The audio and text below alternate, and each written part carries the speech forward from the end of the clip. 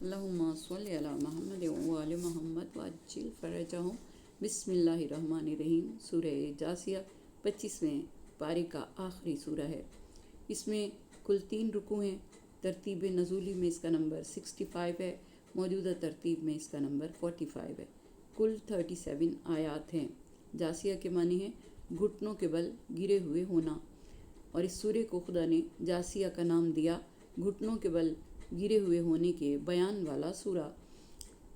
شروع عظیم اور دائمی رحمتوں والے خدا کے نام سے، حامیم۔ اس کتاب کی تنزیل اس خدا کی طرف سے ہے جو صاحب عزت بھی ہے اور صاحب حکمت بھی ہے۔ بے شک آسمانوں اور زمینوں میں صاحبان ایمان کے لیے بہت سی نشانیاں پائی جاتی ہیں، اور خود تمہاری خلقت میں بھی، اور جن جانوروں کو وہ پھیلاتا رہتا ہے ان میں بھی صاحبان یقین کے لیے بہت سی نشانیاں ہیں۔ اور رات دن کی آمد و رفت میں، اور جو رزق خدا نے آسمان سے نازل کیا ہے، جس کے ذریعے سے مردہ زمینوں کو زندہ بناتا ہے، اور ہواؤں کے چلنے میں اس قوم کے لیے نشانیاں پائی جاتی ہیں جو عقل رکھنے والی ہیں۔ یہ اللہ کی آیتیں ہیں جن کی حق کے ساتھ تلاوت کی جا رہی ہے۔ تو اللہ اور اس کی آیتوں کے بعد یہ کس بات پر ایمان لانے والے ہیں؟ بے شک ہر جھوٹے گناہ گار کے حال پر افسوس ہے جو تلاوت کی جانے والی آیات کو سنتا ہے اور پھر اکڑ جاتا ہے، جیسے سنا ہی نہیں ہے، تو اسے دردناک عذاب کی بشارت دے دیجیے۔ اور اسے جب بھی ہماری کسی نشانی کا علم ہوتا ہے تو اس کا مذاق اڑاتا ہے۔ بے شک یہی وہ لوگ ہیں جن کے لیے رسوا کن عذاب ہے، اور ان کے پیچھے جہنم ہے، اور انہوں نے جو کچھ کمایا ہے۔ جن لوگوں نے خدا کو چھوڑ کر اپنا سرپرست بنایا ہے، کوئی کام آنے والا نہیں ہے، اور ان کے لیے بہت بڑا عذاب ہے۔ یہ قرآن ایک ہدایت ہے، اور جن لوگوں نے آیات قرآن کا انکار کیا ہے ان کے لیے سخت قسم کا دردناک عذاب ہوگا۔ اللہ ہی نے تمہارے لیے دریا کو مسخر کیا ہے کہ اس کے حکم سے کشتیاں چل سکیں، اور تم اس کے فضل و کرم کو تلاش کر سکو، اور شاید اس کا شکریہ بھی ادا کر سکو۔ اور اسی نے تمہارے لیے زمین و آسمان کی تمام چیزوں کو مسخر کر دیا ہے۔ بے شک اس میں غور و فکر کرنے والی قوم کے لیے نشانیاں پائی جاتی ہیں۔ آپ صاحبان ایمان سے کہہ دیں کہ وہ خدائی دنوں کی توقع نہ رکھنے والوں سے درگزر کریں، تاکہ خدا قوم کو ان کے اعمال کا مکمل بدلہ دے سکے۔ جو نیک کام کرے گا وہ اپنے فائدے کے لیے کرے گا، اور جو برائی کرے گا وہ اپنے ہی نقصان کے لیے کرے گا۔ اس کے بعد تم سب پروردگار کی طرف پلٹائے جاؤ گے۔ اور یقیناً ہم نے بنی اسرائیل کو کتاب، حکومت اور نبوت عطا کی ہے، اور انہیں پاکیزہ رزق دیا ہے، اور انہیں تمام عالمین پر فضیلت دی ہے، اور انہیں اپنے امر کی کھلی ہوئی نشانیاں عطا کی ہیں۔ پھر ان لوگوں نے علم آنے کے بعد آپس کی ضد میں اختلاف کیا، تو یقیناً تمہارا پروردگار روز قیامت ان کے درمیان ان تمام باتوں کا فیصلہ کر دے گا جن میں یہ اختلاف کرتے رہے ہیں۔ پھر ہم نے آپ کو اپنے حکم کے واضح راستے پر لگا دیا، لہٰذا آپ اسی کا اتباع کریں، اور خبردار جاہلوں کی خواہشوں کا اتباع نہ کریں۔ یہ لوگ خدا کے مقابلے میں ذرہ برابر کام آنے والے نہیں ہیں، اور ظالمین آپس میں ایک دوسرے کے دوست ہیں۔ تو اللہ صاحبان تقویٰ کا سرپرست اور ان کا مددگار ہے۔ یہ لوگوں کے لیے روشنی کا مجموعہ اور یقین کرنے والی قوم کے لیے ہدایت اور رحمت ہے۔ کیا برائی اختیار کر لینے والوں نے یہ خیال کر لیا ہے کہ ہم انہیں ایمان لانے والوں اور نیک عمل کرنے والوں کے برابر قرار دے دیں گے کہ سب کی موت و حیات ایک جیسی ہو؟ یہ ان لوگوں کے لیے نہایت بدترین فیصلہ کیا ہے۔ تلاوت کی فضیلت۔ امام جعفر صادق علیہ السلام نے فرمایا کہ جو شخص سورہ جاثیہ کی تلاوت کرے گا وہ اپنی آنکھوں سے دوزخ کو دیکھے گا بھی نہیں، نہ دوزخ کی چنگھاڑ اور اس کی چیخ کو اپنے کانوں سے سنے گا۔ وہ شخص قیامت کے دن حضور اکرم صلی اللہ علیہ وآلہ وسلم کے زیر سایہ محشور ہوگا۔ حضور اکرم صلی اللہ علیہ وآلہ وسلم نے ارشاد فرمایا کہ اس سورے کی تلاوت کرنے والے کو خدا قیامت کے دن اپنے قدموں پر کھڑا کرے گا، جبکہ اس دن لوگ اپنے گھٹنوں کے بل ہوں گے۔ اللہ اس کی شرم گاہ کو پوشیدہ رکھے گا۔ جو بندہ اس سورے کو لکھ کر گلے میں ڈالے گا وہ ہر سرکش اور بادشاہ کے شر سے محفوظ رہے گا، اور جو بھی اس کو دیکھے گا وہ اس کی نظر میں محبوب اور آبرومند اور صاحب فضیلت ہوگا۔ ہر چغل خور کی غیبت و چغلی سے محفوظ رہے گا۔ اگر اس کو نومولود بچے کے گلے میں لکھ کر ڈالا جائے تو وہ حکم خدا سے محفوظ اور اللہ کی پناہ میں رہے گا۔ حضور اکرم صلی اللہ علیہ وآلہ وسلم نے ارشاد فرمایا کہ جو شخص سورہ حامیم جاسیہ کی تلاوت کرے گا، اللہ اس کی پردہ پوشی کرے گا اور حساب کے وقت اسے سکون دے گا اور اس کے خوف کو ایمان میں بدل دے گا۔ اگر اس سورے کو پڑھ کر بچوں کی حفاظت کے لیے دعا کی جائے، اپنے گھر والوں کی حفاظت کے لیے دعا کی جائے تو خدا ان کو ہر بلا سے، مصیبت سے محفوظ رکھے گا۔ پانی پر پڑھ کر بچوں کو پلایا بھی جا سکتا ہے۔ طاقتور دشمن سے حفاظت کے لیے 41 مرتبہ پڑھ کر دعا کی جائے تو خدا دشمن سے محفوظ رکھتا ہے۔ اگر نزع کی کیفیت طویل ہو جائے اور جان کا نکلنا مشکل ہو جائے تو سرہانے بیٹھ کر پڑھنے سے موت آسان ہو جائے گی اور جاں کنی کی مشکل حل ہو جائے گی۔ شان نزول: یہ سورہ مکی سورہ ہے۔ باقی مکی صورتوں کی طرح سے اس کا مقصود بھی ذات باری کا اسباب اور شرک کی نفی ہے۔ قرآن مجید کی آیات کا نزول شروع ہوا تو کافروں اور مشرکوں کا معمول تھا کہ وہ تنزیل کا مذاق اڑاتے تھے اور طرح طرح کی باتیں بناتے تھے۔ نہ تو قرآن کو خدا کا کلام ماننے پر تیار تھے، نہ ہی آپ کو اللہ کا نبی و رسول ماننے پر آمادہ تھے۔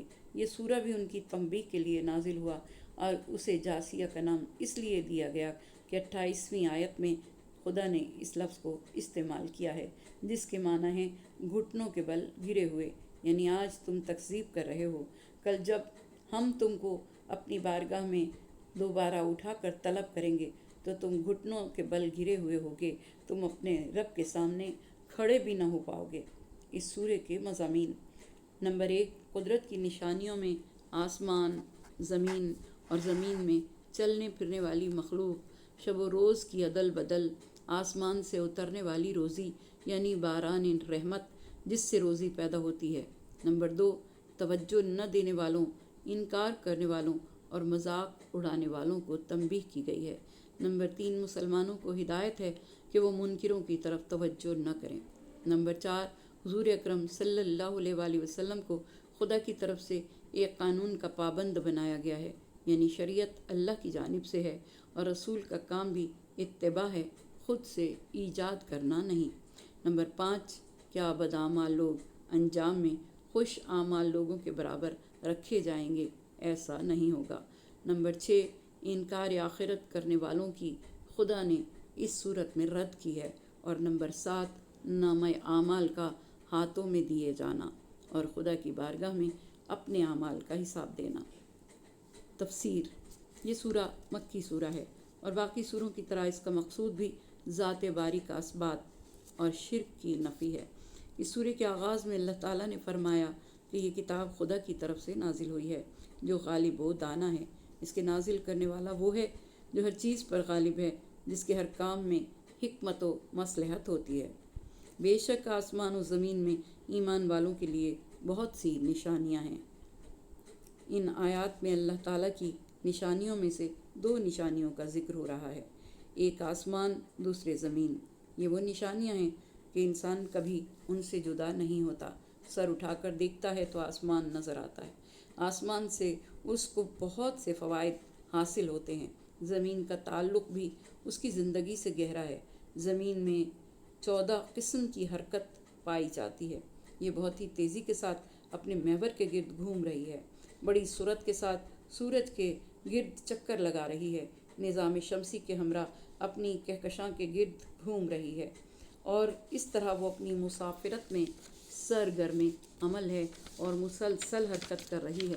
ان تمام حرکات کے باوجود اس قدر پرسکون ہے کہ انسانی آسائش و آرام کا گہوارہ ہے اور تمام موجودات کے لیے باعث سکون و اطمینان ہے۔ کبھی یہ محسوس نہیں ہوا کہ اس میں ذرہ برابر بھی حرکت ہے، نہ اس قدر ٹھوس کہ اس میں زراعت نہ کی جا سکے اور گھر نہ بنائے جا سکے، نہ ہی اس قدر نرم و ملائم کہ اس میں رہائش نہ اختیار کی جا سکے۔ گزشتہ، موجودہ اور آئندہ اربوں کھربوں انسانوں کے لیے ذخائر معدنیات اور وسائل زندگی اس میں فراہم کر دیے گئے ہیں۔ اس میں موجود پہاڑ ہوں، دریا ہوں یا فضا، ہر چیز خدا کی آیت اور نشانی ہے، لیکن خدا کی توحید اور عظمت خالق کی نشانیوں کو صرف صاحبان ایمان یعنی حق کے طلبگار ہی سمجھتے ہیں۔ بے خبر اور اندھے اور مغرور لوگ ان کے ادراک سے محروم ہیں۔ پھر ان آفاقی آیات کے بعد انفسی آیات کا ذکر ہے۔ اس طرح تمہاری خلقت اور زمین میں پھیلے ہوئے چلنے پھرنے والوں کی خلقت میں نشانیاں ہیں ان کے لیے جو اہل یقین ہیں۔ آیت نمبر 4۔ اس آیت میں اللہ کی دو نشانیوں کا ذکر ہے، ایک انسان کی خلقت اور دوسرے ان مخلوقات کی خلقت جو زمین پر پھیلے ہوئے ہیں اور چل پھر رہے ہیں۔ ان نشانیوں سے راہ حق کے متلاشی ہی فیض حاصل کر سکتے ہیں۔ مولا کائنات علی بن ابی طالب علیہ السلام نے فرمایا کہ یہ انسان ایک چھوٹا سا جسم ہے جس میں ایک بہت بڑا عالم سمایا ہوا ہے، یعنی جو کچھ عالم کبیر میں موجود ہے وہ ایک انسان میں موجود ہے۔ اس کا وجود ایک عظیم صنعتی شہر ہے۔ اس کے بدن میں ہزاروں کلومیٹر نہایت باریک و لطیف حرکتیں ہیں۔ اس کے وجود میں ایک ایک بال اور ایک ایک ناخن آیات الہی کا حصہ ہیں۔ اس میں داخلی اور خارجی مکمل دفاعی نظام موجود ہے۔ ہر نظام قدرت کی صفائی کا شاہکار ہے، قدرت کی صنائی کا شاہکار۔ انسان کے علاوہ دیگر مخلوقات بھی خدا کی عظیم نشانیاں ہیں۔ ہر مخلوق شکل و صورت آواز میں دوسری سے مختلف ہے، ہر عالم دوسرے عالم سے مختلف ہے۔ عالم رجل، عالم نسواں، عالم خنسا یعنی ٹرانسجینڈر، الگ الگ عالم ہیں جن کی ضروریات، کیفیات جدا جدا ہیں اور ان کے احکام بھی جدا جدا ہیں۔ مردوں کے لیے حجاب واجب نہیں، عورتوں پر حجاب واجب ہے۔ خنسا یعنی ٹرانسجینڈر یا مخنث، اگر عورت ہے تو حجاب واجب ہے اور اگر مرد ہے تو حجاب واجب نہیں۔ اللہ کی آیات میں عظیم آیت انسان ہے، پھر انسانوں میں سے مرد، عورت اور مخنث اللہ کی نشانیوں میں سے ہیں۔ مردوں اور عورتوں کے احکام واضح ہیں، لیکن مشکل زندگی مخنث کی ہے۔ اس کے لیے کون سے احکام ہیں، اس کی تحقیق خود اس پر واجب ہے۔ اگر اس نے یہ محسوس کر لیا کہ میں عورتوں والے خصائص رکھتی ہوں تو یہ عورتوں والے احکام پر عمل کرے گی، مثلاً پیریڈز کا آنا یعنی حیض کا جاری ہونا، پیشاب کا بغیر دھار کے نکلنا۔ مولا کائنات علی علیہ السلام سے جب مخنث کے بارے میں پوچھا گیا کہ یہ عورت ہے یا مرد، تو آپ نے فرمایا کہ اس کا امتحان کرو، اس کو ریت میں پیشاب کرنے کو کہو، اگر ریت میں سوراخ ہو جائے تو یہ مرد ہے وگرنہ عورت۔ اللہ کی یہ مخلوق اللہ کی آیات میں سے ہے، مرد اور عورت کی عبرت کے لیے خلق ہوئی۔ اس کے ذریعے خدا نے اپنی قدرت کا اظہار فرمایا کہ میں اپنی قدرت سے ایسا مرد بنا سکتا ہوں جو عورت نہیں، اور ایسی عورت بنانے پر قادر ہوں جو مرد نہیں، اور ایسی مخلوق بنانے پر بھی قادر ہوں جو دونوں کا مجموعہ ہے، ایک ہی ذات میں مرد بھی اور عورت بھی۔ یہ مردوں کے لیے مقام عبرت ہے کہ اس مخلوق سے عبرت حاصل کرو۔ ہم چاہتے تو تمہیں بھی ایسا ہی بنا دیتے، اور عورتوں کے لیے بھی مقام عبرت ہے کہ ہم چاہتے تو تمہیں بھی ایسا ہی بنا دیتے، لیکن افسوس کا مقام ہے کہ ہم معاشرے کے ان افراد کا مذاق اڑاتے ہیں۔ خدا کا خوف کھائیں اور ان کو عبرت کی نگاہ سے دیکھ کر ان کے ساتھ اچھا سلوک کریں اور ان سے عبرت حاصل کریں اور خدا کا شکر ادا کریں کہ اس نے مکمل مرد یا مکمل عورت بنایا۔ خنسا نے شریعت سے رجوع کرنے کی بجائے خود سے فیصلہ کیا ہوا ہے کہ یہ عورت ہے۔ عورتوں جیسی زینت کریں گے، مردوں کو اپنی طرف راغب کریں گے۔ انہوں نے اپنے لیے ذریعہ معاش بھیک مانگنا بنایا ہوا ہے یا رقص و موسیقی کو روزگار کا ذریعہ بنا لیا، حالانکہ یہ بھی احکام خداوندی کے تابع ہیں، شریعت کے پابند ہیں اور شریعت پر عمل کرنا ان پر واجب ہے۔ اہل یقین کے لیے انسان کے تینوں عالم کھلی ہوئی نشانیاں ہیں، اسی طرح زمین سے تعلق رکھنے والی مخلوقات اللہ کی نشانیاں ہیں، اور رات دن کی آمد و رفت میں جو رزق خدا نے نازل کیا ہے، جس کے ذریعے سے مردہ زمینوں کو زندہ بنایا ہے، اور ہواؤں کے چلنے میں اس قوم کے لیے نشانیاں پائی جاتی ہیں جو عقل رکھنے والی ہیں۔ آیت نمبر 5۔ اللہ تعالیٰ نے 10 نشانیاں بیان کی ہیں جو یہ ہیں: نمبر 1 آسمان، نمبر 2 زمین، نمبر 3 انسانی تخلیق، نمبر 4 جانوروں کا پھیلاؤ، نمبر 5 روز و شب کی آمد و رفت، نمبر 6 بارش کا نزول اور مردہ زمین کی حیات، نمبر 7 ہواؤں کی گردش، نمبر 8 سمندر کا انسانوں کے لیے مسخر ہونا۔ سمندروں میں نمبر 9 سمندروں میں کشتیوں کی آمد و رفت اور سمندری تجارت کے فوائد۔ نمبر 10 زمین و آسمان کی تمام اشیاء کا انسانوں کے لیے تسخیر ہونا۔ پھر ان نشانیوں کی جگہ حکیمانہ انداز میں تقسیم کی گئی اور وہ تقسیم یوں ہے: